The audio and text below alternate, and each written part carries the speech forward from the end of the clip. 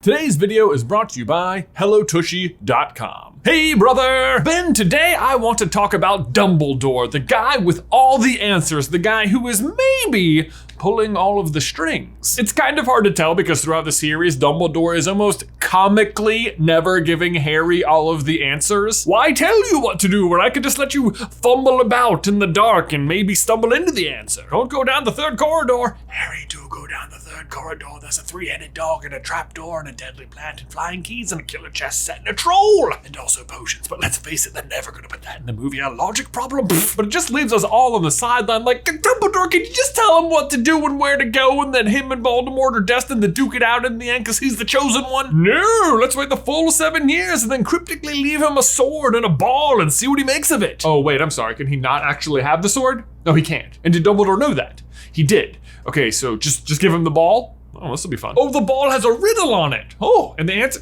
die. Cool. So yeah, all he really leaves Harry with is the snitch and a bunch of other conversations along the way, during which he had plenty of opportunities to tell Harry how to destroy a Horcrux, or to be like, hey, remember when you destroyed the diary? Do that again. Like, come on, Dumbledore, at the very least tell him how Goblin-made silver works. And let me be clear, in today's video, I'm not exactly going to be defending Dumbledore for subjecting Harry to all of this, but then again, prophecy-based ethics are just but that's a whole different ballgame. Honestly, I'm just not there yet. So today, what I'm going to do is try and reveal the method to Dumbledore's madness. And spoilers, this isn't exactly a new idea. In fact, it's roughly 2,500 years old, because what Dumbledore is implementing is called the Socratic Method. And honestly, Dumbledore might just be Socrates. But before we begin, would anyone like to share with the class what the Socratic Method is?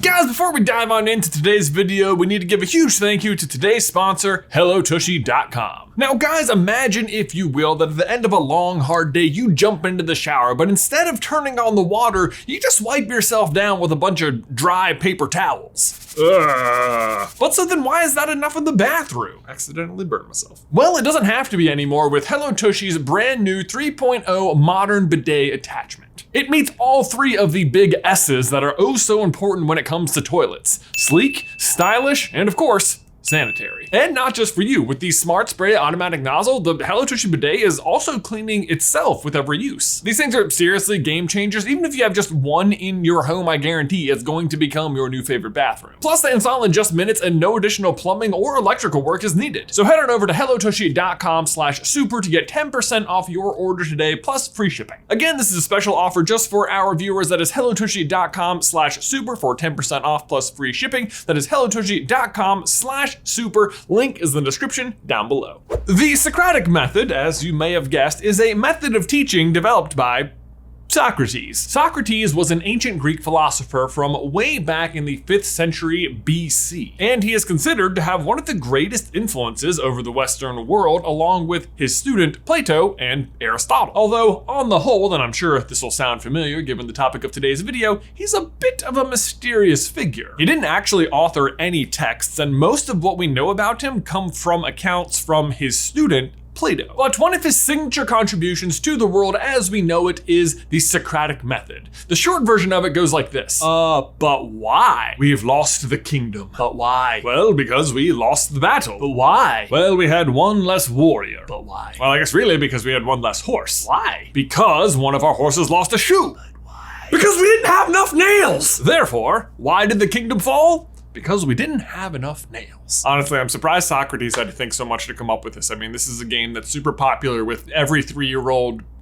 ever. Because your hair is messy. Because you put honey in it. I don't know why. You tell me, son. But like I said, that's just the short version of it. The longer version is the idea of promoting learning by asking questions and engaging in further discussion with your student. And hopefully that will lead to critical thinking and a better understanding of the subject. So for example, a teacher might ask, what is a square? And you might say a square is a shape with 4 sides. Ah, well, the door to this classroom has 4 sides on it. Is it a square? No, a square is a shape that has 4 equal sides. And then they get into an argument about rhombuses and eventually discover right angles, but you get the idea. And Dumbledore is doing this constantly, and sometimes it's possibly an excuse for not giving Harry all of the information, all in the name of Harry just figuring it out on his own to grasp a better understanding. Which, if you ask me, is putting a lot of faith in Harry. I mean, if he doesn't figure it out, it's like, the literal end of the world. But that said, Harry is a smart kid and normally does figure it out. Take, for example, when he's concerned about whether or not he should have been sorted into Slytherin. He knows the Sorting Hat considered it, and then when he meets Tom Riddle in the Chamber of Secrets, he learns that they're actually very similar, which Harry hates, and it just furthers his concern. And in this case, Dumbledore could have just said to Harry, don't worry about it, Harry. If you were supposed to be in Slytherin, the hat would have put you in Slytherin. And that could have been the end of it. There, done. The headmaster said it, so it must be true. I'm sure Harry would have just forgotten that worry entirely and gone on to win the House Cup year after year.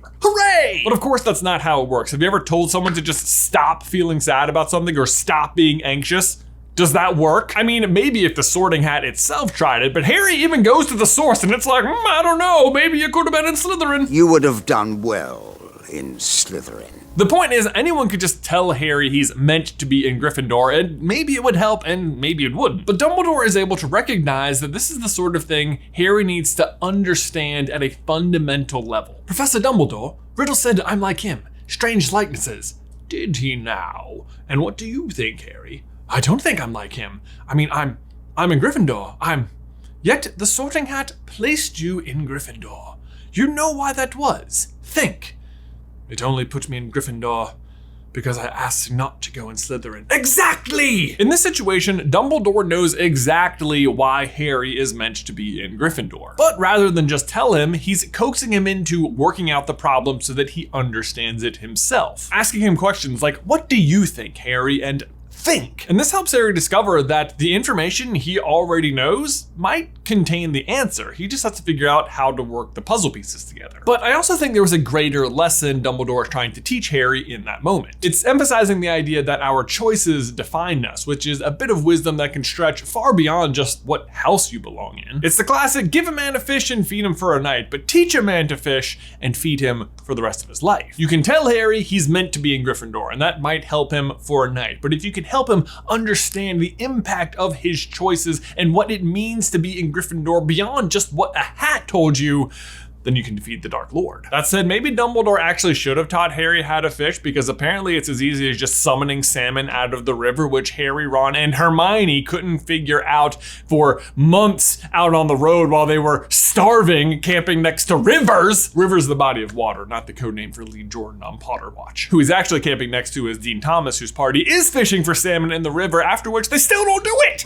Okay, rant over. Fast forward to Harry and Dumbledore's conversations about the prophecy, and you can see the Socratic Method at work again. Imagine, please, just for a moment, that you had never heard the prophecy. How would you feel about Voldemort now? Think! Just tell people to think, that's all. Harry watched Dumbledore striding up and down in front of him and thought. He thought of his mother, his father, and Sirius. He thought of Cedric Diggory. He thought of all the terrible deeds he knew Lord Voldemort had done. A flame seemed to leap inside his chest, searing his throat. I'd want him finished, said Harry quietly, and I'd want to do it. Okay, bloodthirsty much, Harry. It's the same as before. He can't just tell Harry this information. He can't say, I need you to want to kill Voldemort. Harry needs to understand it for himself, because Harry doesn't have to do anything. He could just abandon the plan and go along his merry way. I mean, the prophecy doesn't enforce anything. But the fact is, Harry is brave, and he has lost a lot at the hands of Voldemort, and he is uniquely positioned to take him down. And once he realizes that, and once he's armed with that knowledge, he can't not do it. It's not natural to him. It's against the logic of the situation. And finally, we get to one of the best examples, which happens surprisingly on the astronomy tower with Draco. It's after Harry and Dumbledore have returned from getting the fake locket, and Draco has Dumbledore at wand point. They won't be long. I came on ahead. I've got a job to do.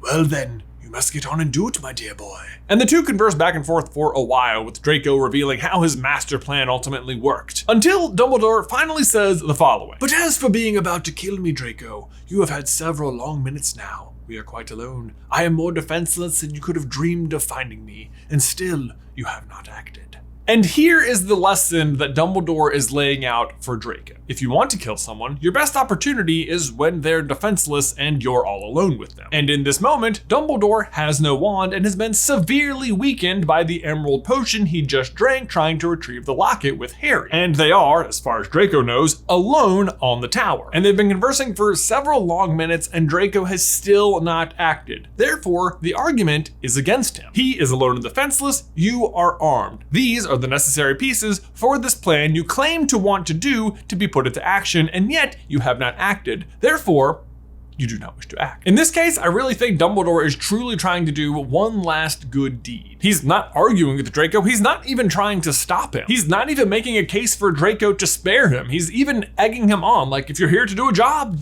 then do it. But the lesson he's trying to instill in Draco by pointing all of these things out, by asking him question after question, is to let Draco come to the realization that he actually does not want to kill Dumbledore because he is not a killer. And in doing this, he's preserving Draco's ability to come back and do other good things. It's very funny if you think about it. He's like tricking Draco into realizing that he's actually a good person. And honestly, what I really just love about this entire insight into Dumbledore's methods is that it offers an explanation to the very common complaint that Dumbledore just left Harry fumbling around in the dark, that he left way too much to chance and should have just told Harry what to do. And the point is, yeah, he could have, but instead he took his time. He asked Harry questions. He let him come to the conclusions himself. And in that way, he's actually leaving less to chance. And on the whole, that's about as far as I needed to go for this particular topic, but as I kept digging, I actually found way more parallels between Socrates and Dumbledore. For example, much like Dumbledore, Socrates also believed that death was nothing to fear at all, and that possibly death was the greatest blessing of the soul. A sentiment which very much reminds me of Dumbledore's line from the Philosopher's Stone. After all, to the well-organized mind, death is but the next great adventure. Speaking of death though, Socrates himself was eventually sentenced to death by drinking a slow-acting poison known as hemlock. And in similar fashion, Dumbledore himself dies shortly after ingesting the emerald potion that was guarding the locket. Also, Snape contributed pretty heavily to this cause, but that's kind of besides the point. The point is that hemlock and the emerald potion actually cause a lot of the same symptoms. I mean, the emerald potion has a lot of extra magical damaging stuff inside of it, but here are a few of the things that they both cause: trembling, muscle pain, loss of speech, convulsions, and unconsciousness. In general, it's considered the way Socrates was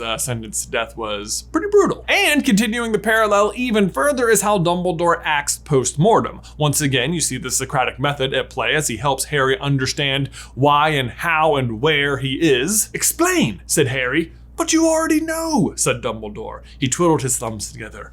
"I let him kill me.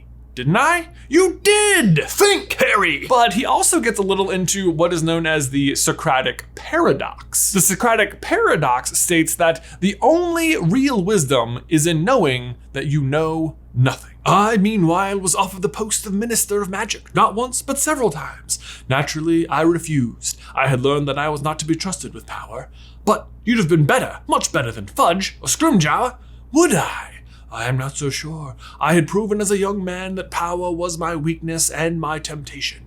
It is a curious thing, Harry, but perhaps those who are best suited to power are those who have never sought it. Those who, like you, have leadership thrust upon them and take up the mantle because they must, and find to their own surprise that they wear it well." Harry insists that Dumbledore would have been a better Minister of Magic, and while I think Dumbledore kind of agrees, he also knows that that only remains true as long as he never actually becomes Minister of Magic. His greatness is only intact as long as he never takes the job he would be great for, and being aware of that is what actually makes him great.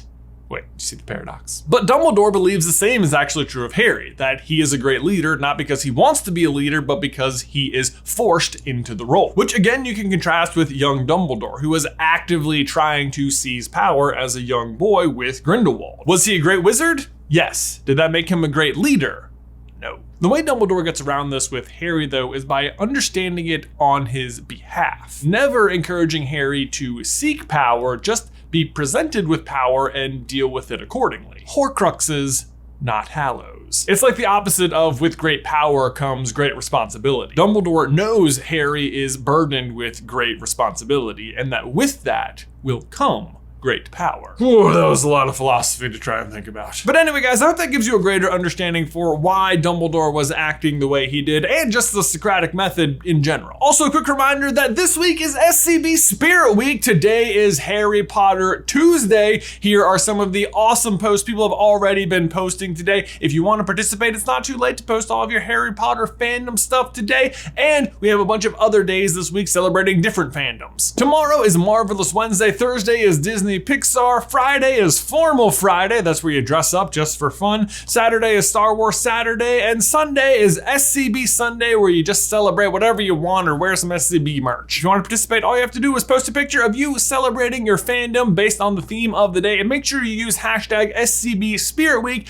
Ben and I are going to be reposting pictures all week. I'm already having so much fun with it. But guys, thanks as always for watching today's video. Don't forget to leave a like on it if you haven't already, and subscribe so you don't miss any future Harry Potter action from us. If you want to see Dumbledore's big plan and how he was pulling the strings the entire time, you can check out this playlist right here. But Ben, until next time, I will see you in another life, brother.